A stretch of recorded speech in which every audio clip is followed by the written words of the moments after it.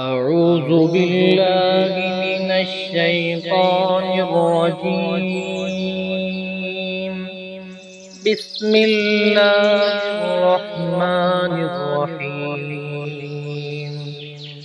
والضحى والليل إذا سجى ما ودعك ربك وما قلى وللآخرة خير لك من الأولى ولسوف يعطيك ربك فترضى ألم يجدك يتيما فآوى ووجدك ضالا